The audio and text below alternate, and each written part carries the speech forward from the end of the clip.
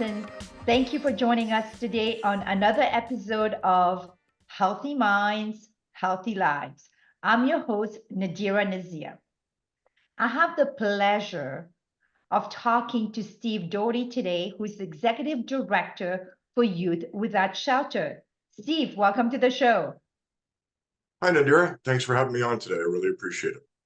And thank you for making time. I know that you have a very, very busy day. There's always people coming, and you had to put a sign on the door saying, do not disturb for the next 30 minutes Yes, while you're doing this interview. So thank you so much for that time. my pleasure.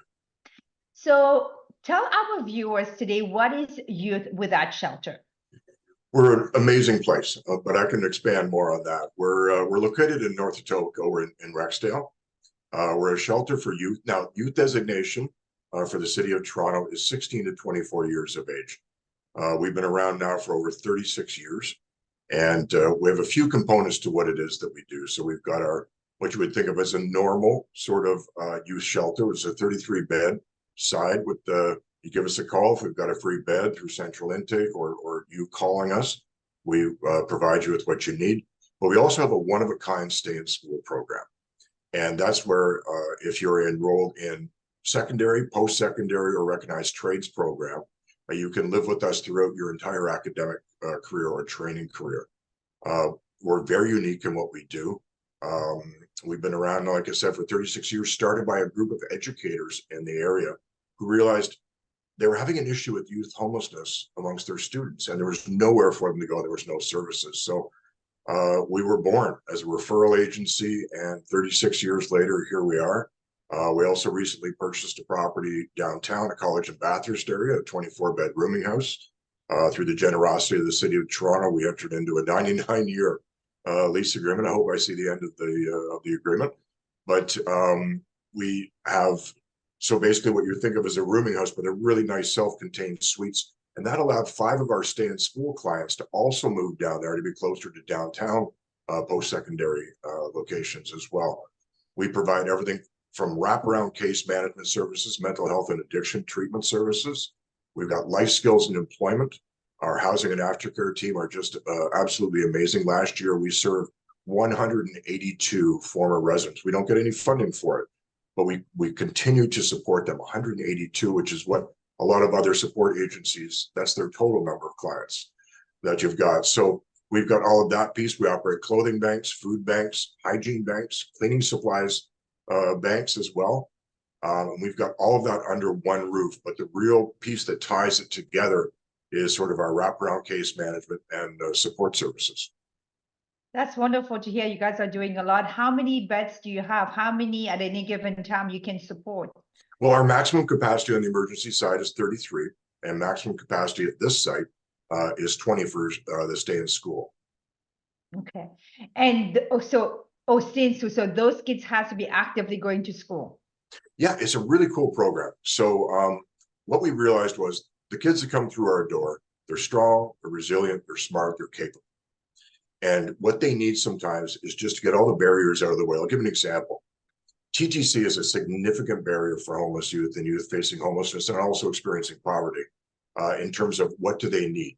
They are making a choice oftentimes, can they afford their TTC to go to school or their job training, or can they afford to eat? And so that's one of the things we do through our fundraising efforts is we provide them all with TTC. And that's for shelter and stay in school side. Stay in school, when you come in, everyone needs technology now in order to be successful in education. Whether that's a cell phone and or a laptop, we provide them with all of that, right down to literally the pen, paper, and books that are required. Here's the amazing part. For every one of our kids that are going to post-secondary institutions, they pay no tuition. Through our one of our donors, we're actually able to provide full tuition, books, and student fees to every one of our students that wants to complete a post-secondary education. It's pretty cool. And of course, they're also eligible for all of our other treatment services as well. So this is great. I never knew that. So you are really taking in those kids and set them up for success. Exactly. If you just get the clutter out of the way and the barriers out of the way, their resilience, their strength, and their abilities get a chance to shine through. Yeah. But those kids, though, that are at your at the youth shelter needs to be enrolled for school. In this day in school side, yes, they do. They have to maintain a great a 65% average. But here's the thing: the year before COVID, when we were at full capacity, we had our capacity knocked down during COVID because of restrictions. But the year before COVID, we had an 87% graduation rate from our stay in school program. And out of the 11 kids that were in secondary education, 8 of them were Ontario scholars. Like, it's just absolutely incredible what these kids are capable of sometimes when they with the right supports and with the right environment. So, Steve, is there a home for those kids that are not going to school because they're suffering either from addiction or mental health? Well, that's where our emergency side comes in. So our emergency shelter side is a bit more if you just simply need shelter and supports. So you don't necessarily have to be going to school. Now we do have people on the emergency shelter side that are going to school, but many of them work. They're participating with our employment life skills training programs as well. So they might be working, trying to save up for first and last month's rent, get themselves back on their feet. But yeah, because of the age group, the needs vary. And so we try to sort of meet people where they're at. What resources do they need from us in order to be successful? Yeah. And I know prior to the show, we were talking a little bit, you mentioned the stigma around homelessness when it comes to youth. So what are the initiative or the advocacy work you guys are doing to remove that stigma? We're working very hard through our social media campaigns, through speaking engagements, whatever it might be, being on wonderful shows like yours.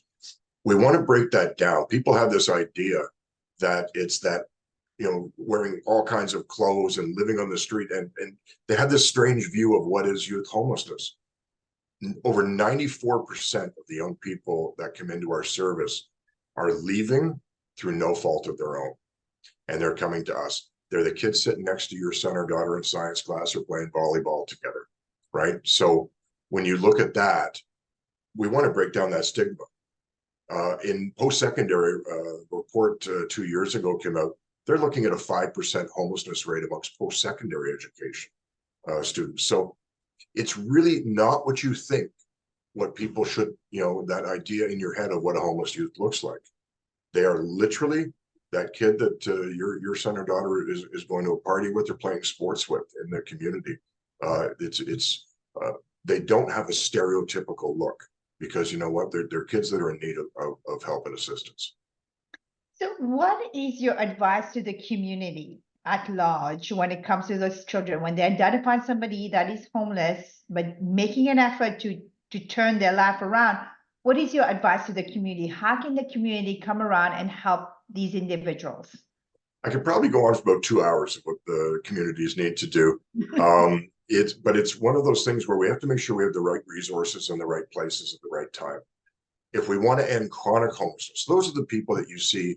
We're seeing far too many on the streets of Toronto right now. That really, that picture of the person sleeping or sitting on the street for the day. We want to end that chronic homelessness, which means giving as many supports as possible early on. So we want to intervene in a way that's age appropriate. People always ask me, what does that mean? Developmental stages. Well, 18-year-old Steve was a lot different from 30-year-old Steve and 40 and 50 and 60-year-old Steve. It's one of those things where we want to meet them where they're at. They don't have the life skills that are necessary, whether that's grocery shopping, how to prepare your meals, how to manage your household budget, how to manage your own personal budget as well. So they simply don't have those pieces. So we want to give them the skills and the experiences necessary to break the cycle of chronic homelessness. We need more resources. There's over 2,000 young people every night in Toronto that are experiencing homelessness. 2,000. And we have less than 800 shelter beds available for youth in the city of Toronto at this time. So when you think about that, that's 1,200 kids. And they could be hidden homeless, so they're couch surfing. We've got people that are engaging in survival sex, interpersonal relationships in exchange for room and board type of idea, which really puts people, they're being victimized. A lot of the young people that come here, they've been victims of human trafficking. They've also been scammed by unscrupulous sort of people that agree to help them with their immigration. Right now, we have 65% of our young people that call Youth Without Shelter home. They are asylum seekers. And we're seeing that all across the shelter system in Toronto. We're simply overwhelmed. We don't have enough federal dollars and federal programs in order to support them properly. So right now, 65% of our clientele are asylum seekers. During regular times, we're looking 20 to 25% of our folks are refugee claimants. So you can see there's been a significant spike, and there's almost 600 people a month are coming to Toronto for refugee claimants. So our biggest thing is we need to understand that adults are different than young people. When these kids come in, if we can give them a safe place to be, the supports that they need, then you know what, their chances of breaking that cycle of chronic homelessness are so much better. Absolutely. And then along with that also comes that community support, or even community within your shelter, right? Yep. To make them feel welcome and loved. Absolutely. It's interesting. In my previous life, I worked children's mental health as well as youth addictions. One of the biggest key factors, the commonest factor for success for people to overcome addictions is connection. Connection, not necessarily to family, but to people that are important to you, to your community, to the people around you. So we value the idea of connection, which is why we do so much of our follow-up, because they do stay connected to us. We had a young man that contacted us, and he was really having a hard time. We got him an apartment. He had a good rental, and he said, it's so lonely, right? When I lived in the shelter, I had 32 brothers and sisters, and now I have a TV. So it really highlighted for us how important connecting them to community supports, community activities, their community in general is for them, as well as connecting to people that are important in their lives. And they need to matter to someone. Connection is absolutely extremely important. So for our viewers right now that is watching us, how can they help? Well, you know what? I'll tell you, they can get involved with agencies like ours. Even during COVID, we had over 2,500 people volunteer for us. Now, that was doing shopping for us, meal preparation. We have community groups that come in. We have foundations that come in, prepare meals, do work around the shelter. If you want to make a difference, to actually come in and do something here at Youth Without Shelter, you're making a difference. It's tangible and it's palatable. And so there's the biggest piece. The other part too is we have to make sure that people advocate for an increase in transitional housing, supportive housing that's going on. So that takes leadership at the municipal level, the provincial and the federal level. We've had wonderful support from the province of Ontario. The Ford government have been incredible supporters of ours. The Premier's been here multiple times. We happen to operate in his riding. He's been a big supporter of ours, checking in with us to see what it is we need, how are things going. Multiple ministers have come through here, deputy mayors, city councilors, to come and see what it is we're doing, because we are trying to promote an expansion of our services. The cost effectiveness of giving the right services at the right time is significant because it eliminates the drain over someone's lifetime. So what's happening now for us is we fundraised last year almost 70% of our operating budget. Now, we could go to the city. They do help us with a significant amount of money that flows not only from the province, but from the city of Toronto as well. But we rely on corporate donors and individual donors. That's what keeps us running every day. If people want to make a difference, target your dollars at a place where it makes a difference. For 3 years running, we were ranked #1 by Money Sense magazine as a youth charity in Canada. We're very proud of that. The dollars that come in, we make sure that they go directly to providing services for the young people that we support. So those are important things for people, but keep it in the discussion.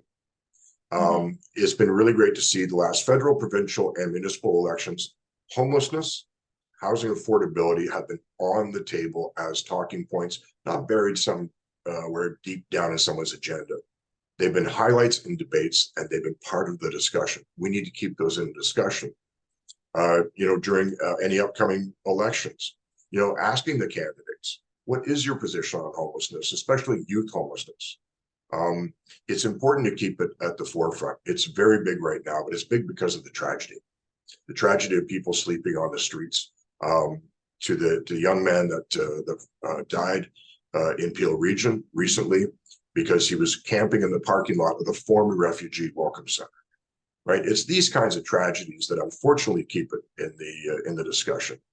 There's a lot of people that are advocates. But we're not just advocates, we're service providers. We put our money where our mouth is. We want to walk the walk. No, we want to talk the talk. No, we want to walk the walk. We want to make sure that what we're doing makes sense and is impactful, and we're doing it every time that we can. I would suggest for people, keep it on the agenda. But the other part too is educate your kids, educate yourself about youth homelessness. It is accounting for 20% of all homeless people in Canada are under the age of 25, which is it's a horrible statistic. That's significant. That is absolutely significant. 20%. Yeah, so 1 in 5, right? You think about that. You're going into your kid's school, and you're going to work, and you're in social places. You're watching sports, whatever it might be. 20% of the homeless population is under the age of 25. And it's really sad to see the increase, especially since COVID. There's been an increase in homelessness, and to your point now, asylum seekers is up to 60%. It is a real issue across Ontario, in the Halton regions, and across Canada. And I want to say thank you so much for all the difference that you're making. And I can hear the passion in your voice as well, too. And for our viewers out there, if you want to volunteer and help in any way, we'll provide you the information, how you can get in touch with Steve, how you can get engaged in any way or shape or form. And one other thing, Steve, that I heard you say is that a lot of those kids will transition into an apartment. When they do transition into an apartment, they will need things, stuff like household items. And each one of us always have a lot of stuff in our home. Yes. And that's your opportunity to pass it on to this new young person who's now starting a new life and breaking that cycle. Absolutely. And we have this really cool, we do a lot of cool stuff, but we have on the move packages. So every young person that leaves here to move into their own place get an on the move. So they got all their pots, their pans, their bedding. We work with Furniture Bank to make sure that they've got bed and furniture, but everything from the condiments that you need, dish soap, all those things, so that they can move into their place and live in their place the very first night. We want to start them off on the right foot. But yeah, donating to charities that help. Furniture Bank is one we use here in Toronto as well, but there are lots of really good ones. I spent 15 years in Halton, and what I can tell you is there's some fantastic charities. There's some really generous, great people.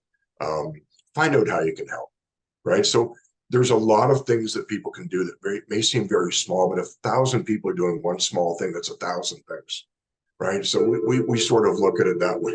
Sorry, at my office, my phone rings. But it's those types of things that can really make a difference to people. And you're right. The things that you've got sitting around that you think, I don't know if I really need it, donate it, right? And by donating, you can actually provide someone with something that's essential to their lives. And Steve, you mentioned that the graduation rate was 87%. That's correct. Fantastic. Can you share with our viewer one of the success stories that's near and dear to your heart? Oh gosh, I love the fact that I've got a lot when it comes to success stories. When you look at the number of Ontario scholars that have come through our program, when you look at some of the people that actually ended up on academic scholarships and post-secondary education, is incredible. We had a young man that was here. He had the typical struggles that you might think of. He came here through family breakdown. He started on our shelter side, got a referral to our stay in school side, and he was in and out of there twice. Had to move back over to the shelter. Had a hard time with the rules, had a hard time with understanding what was going on. What does he do? Ends up graduating from high school, goes, and he's a paramedic now. So he stayed with us during his post-secondary education. He's a paramedic with the city of Toronto. He comes back to help out. He comes back to mentor. We've got people doing practical nursing courses and also other people trying to be EMS workers as well. So he comes back and mentors. But it was so cool. 2 of the staff that had known him through all of his struggles, all of his dilemmas, he came back one day and he said, look at this. He's got this paper in his hand. Look at this. What is it? I bought a condo. I bought a condo. And it was the coolest thing. You think about where this young man was 5 years before and where he came back to celebrate with the staff members that he saw as essential to his success, to celebrate it with them. That was, I mean, we get cool stuff. We had a young man walk in here the other day, so proud, wearing his coveralls from his new job. One of the things we do is we try to move people towards skilled trades. We're working hard with the provincial government to enhance our programs for that with all of their support. He came in so proud. And I said, "How is it going?" He goes, and he tapped on the patch on his overalls. He said, I'm an electrician's apprentice, right? But proud to come back and share that with myself, my director of operations. It was just a really great moment of how good he felt, and to come back and thank us for all the support. And of course, Ben Omaregi, my director of operations, who's phenomenal, been here 21 years. He and I were very clear. We just gave you the place. You were the one that succeeded. That was your drive and determination. So, but we see that kind of stuff all the time, and it really is fantastic to see just how successful these young people can be.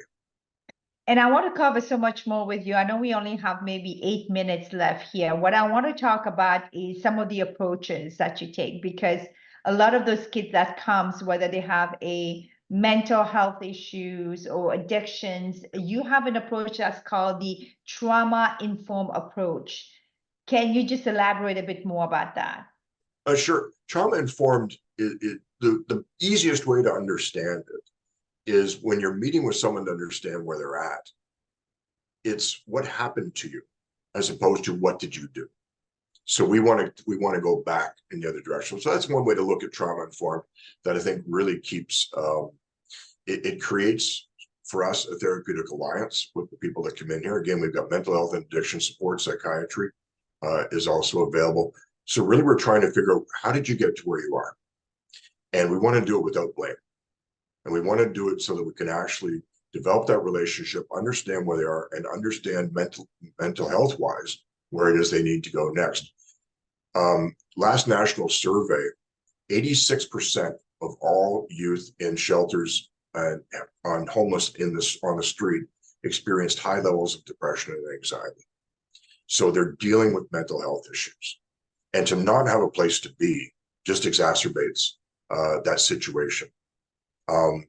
Mental health during COVID, the spike that we saw in the decline in mental health amongst young people was startling. We talked about, we want to flatten the curve. There was another curve that got ignored, and that curve that got ignored was the mental health and mental well-being of young people in this country. Socially isolated, we saw addictions go through the roof, overdoses. We saw a decline in their mental health, and it was shocking. McMaster had a 300% increase in the number of people seeking services in their children's hospital for extraordinary measures required to keep them going after overdoses and suicide attempts. And they had half the capacity in their treatment facility. It was tough on kids. It was really tough. A lot of kids came out of it, they were hurting. And we're seeing that now more and more. And thank you for all the work that you do. And I know we're barely scratching the surface here. There is a real issue of homelessness in Canada, in Ontario, in Halton, especially with the youth. And as a community, I think we should collectively take that responsibility and see how we can help and assist that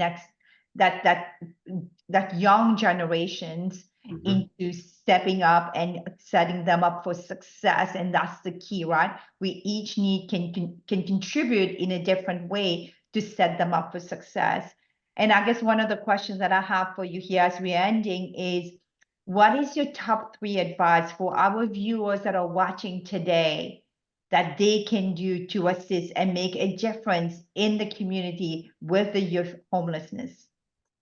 Like I had said earlier, number one, get involved, become part of the conversation, understand the issues better. Don't be an armchair quarterback, right? Don't buy into the stigma, but become involved in the conversation. Become involved with your kids.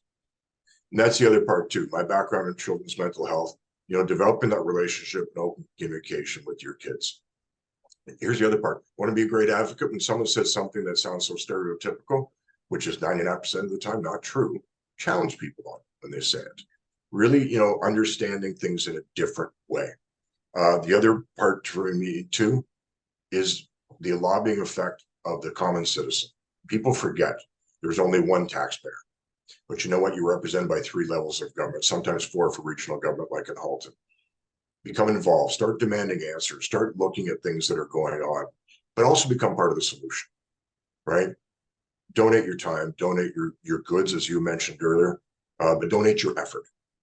And that is one of the biggest things. And, you know, it is a solvable issue for all of us if we can all work together. Is it going to happen overnight? Not a chance. Is it going to take some time? Absolutely. But you know what? Understand that shelters are a necessary thing right now. We need to keep people safe, especially young people. We got kids that are hurting out there. So anytime, you know, that something's coming up, be a supporter, be the champion for someone who's downtrodden. And just don't discount those kids. Just say, oh, they're just rebelling, they're just a bad apple. Don't. Oh, they're just addicted. Help them, reach out, because every one of us need that human connections and need that support and need that love. We know it here. Almost every one of these kids, they're not here by choice. They're here by circumstances far beyond their control, whether it's mental health of their families, addictions. You know what? They've come here for a reason. But you're spot on. Thank you. Steve, thank you so much for your time. I appreciate it. And we'll be sharing the information here with our viewer as to how you can get involved, how you can assist in your local community. There's so many different ways that you can do it. And I want to say, continue the great work that you're doing. I absolutely appreciate and honor your passion that you have for those kids, because you are making a difference with the next generation. So thank you, Steve, for your time today. Thank you for spreading the word and having me on here today, Nadirah. I appreciate it. And I want to thank our viewer today for joining us for another episode. And I always look forward to sharing more information regarding mental wellness. Until next time, I want to say, stay positive and start believing.